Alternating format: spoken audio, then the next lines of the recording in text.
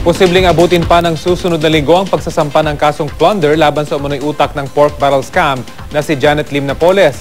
Kinukumpleto pa raw kasi ng Department of Justice ang impormasyon para sa kaso. May ulat on the spot si Claire Delphine. Claire?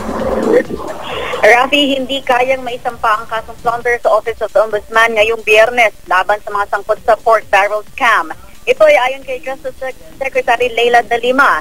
Sinabi niya raw kay Pangulong Aquino na with best effort, sa Lunes na nila maisasampa ang plunder case laban kay Janet Lim Napoles at mga opisyal ng gobyerno na umano'y nakinabang ng malaking pera mula sa kickbacks ng pork barrel.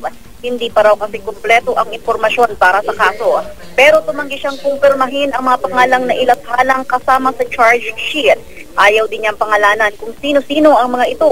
Kinausap din daw niya agad si Attorney Lavito Baligod, ang abogado ng mga whistleblower, nang mabasa niya sa dyaryo ang mga pangalang kasama umano sa sasampahan ng kaso.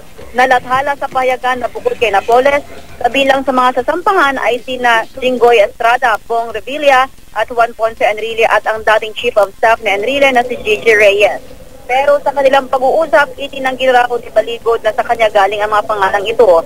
Nagulat lang daw si Baligod nang makita niya ito sa dyaryo. Reklamo ni De Lima, nakakadagdag daw sa pressure ang mga pangunguna ng media sa pagsasampa ng kaso. Mainam daw na hintayin na lang ang aktwal na pagsasampa ng kaso. Rafi? Maraming salamat, Claire Delphine.